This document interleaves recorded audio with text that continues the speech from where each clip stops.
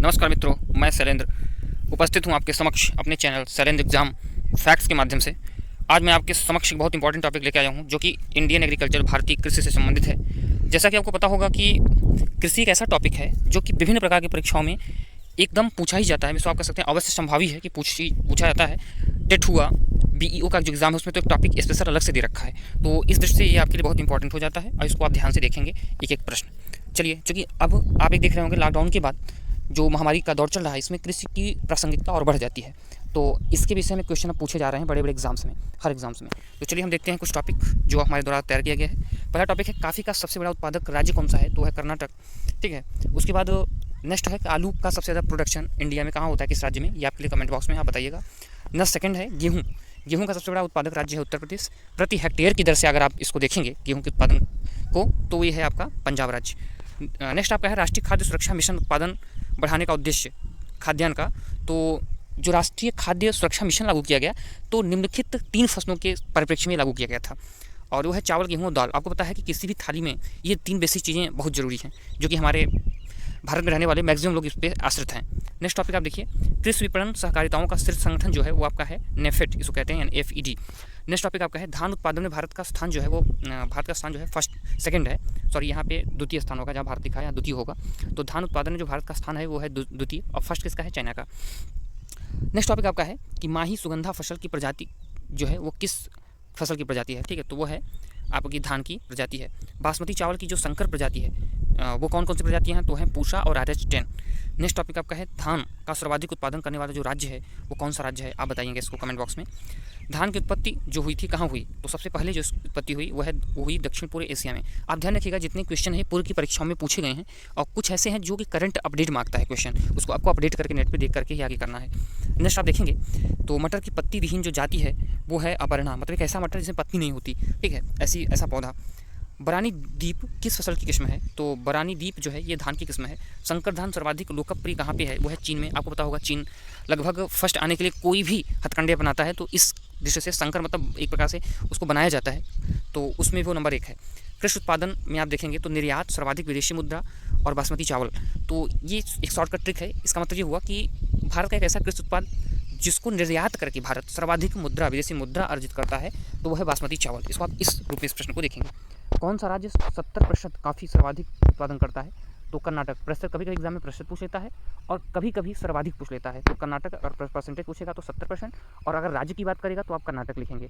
Next topic आप देखेंगे दलहन का सर्वाधिक उत्पादन कहाँ होता है, तो वह मध्य प्रदेश में होता है। ऑपरेशन फ्लड किस से संबंधित है, तो वह दूध से।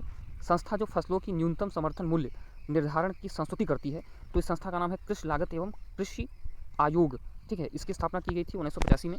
एक ऐसी संस्था है जो न्यूनतम समर्थन मूल्य का निर्धारण करती है। आप जानते होंगे अक्सर किसान भाई हमारे जो हैं वो, या किसान संगठन जो है वो विभिन्न प्रकार की फसलों का जो न्यूनतम समर्थन मूल्य है उसको बढ़ाने की मांग करते हैं। तो ये इस पर पूरा लेखा जोखा, पूरा सोच विचार करके कि किस फसल की मांग को कितना बढ़ाना है, ये सब काम किसका है, तो ये सब काम किसका, इसी संस्था का, कृषि लागत एवं कृषि आयोग का। और इसकी स्थापना करके पूछ लेता है तो 1985। देश में एग्रो इकोलॉजिकल क्षेत्र कितने हैं, तो हैं 20। नेक्स्ट टॉपिक आप देखेंगे फसल देख लेंगे, बीमारी देखेंगे। कुछ ऐसे ये पूछा गया प्रश्न, इसको मैंने नोट किया, आपके समक्ष रखा। तो गन्ना जो है वो रेड राट इसमें रोग पाई जाती है बीमारी। धान में आपको खैरा रोग होता है। अभी ELT का एग्जाम हुआ था, LT ग्रेड का टीचर का, तो उसमें यूपी लोक सेवा आयोग जो है UPPSC कराता है इसको, तो उसमें ये प्रश्न पूछा था। अरहर जो है वो उक्का बीमारी होती है, अरहर की जो खेती है, तो अरहर की जो फसल है उसमें उक्का रोग हो जाता है। उसके बाद आलू में झुलसा रोग हो जाता है, इससे फसल प्रभावित होती है। व्यक्ति और संबंधित कार्य, कृषि से संबंधित व्यक्ति और उनसे संबंधित कार्य, तो देख लेंगे MS स्वामीनाथन जो है उन्होंने हरित क्रांति की शुरुआत की थी। LK ओझा जो है वो कराधान से संबंधित है, वित्तीय कराधान, वो कृषि से संबंधित जो है। VG कुरियन साहब जो है वो दुग्ध उत्पादन से इनका संबंध है। और मुरारजी देसाई साहब जो है वो बैंकों पर सामाजिक नियंत्रण, आपको पता होगा लोनों का देने में कृषि के क्षेत्र में बैंकों का काफ़ी योगदान होता है। तो आप सोचेंगे कि आउट ऑफ सिलेबस है, लेकिन ऐसा नहीं है, इस संस्था का संबंध कृषि से है।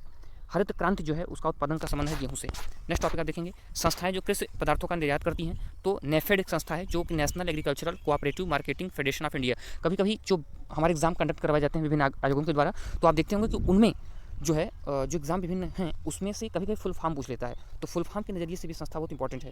इसके बाद है स्टेट ट्रेडिंग कॉर्पोरेशन, सेकंड संस्था है। उसके बाद है MMTC mineral and metals trading corporation, इसको आप कहते हैं MMTC, तो इसको कहते हैं mineral and metals trading corporation.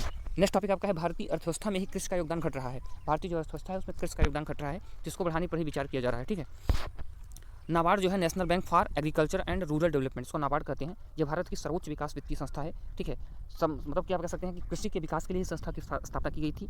तो कृषि और विभिन्न चीज़ों में अपना योगदान देती है ये। इसकी स्थापना 1982 में की गई थी। एक टॉपिक से इससे प्रश्न बनता है, आप ध्यान से इसको देखिएगा। हेडक्वार्टर इसका कहाँ है? मुंबई में है, ये गलत प्रश्न बन सकता है। नाबार्ड एक्ट 1981 के तहत यह स्थापित किया गया। शुरुआती फंडिंग इसकी 100 करोड़ की है। SHG बैंक लिंकेज प्रोग्राम इसको कहते हैं। SHG जो है बैंक लिंकेज प्रोग्राम, ठीक है, नाबार्ड से संबंधित है। 22 SHGs, ठीक है, 22 SHGs हैं इसमें संबंधित हैं नाबार्ड से। तो 3.3 करोड़ सदस्य इसके हैं। वित्तीय लेन देन हो संबंध है इससे। तो कभी कभी ये भी आंकड़ा पूछ लेता है। ये आंकड़े घटते बढ़ते रहते हैं समय के साथ, इसको आप अपडेट होते रहिएगा। Refinancing world bank, Asian development bank, ठीक है, इससे संबंधित संस्थाएं हैं। मतलब इसको जो फंडिंग करती हैं, जो आपका नाबार्ड है, इसको फंडिंग करने के लिए भाई वित्त चाहिए, तो ये संस्थाएं इसको फंडिंग करती हैं। कौन? रिफाइनेंसिंग वर्ल्ड बैंक और एशियन डेवलपमेंट बैंक।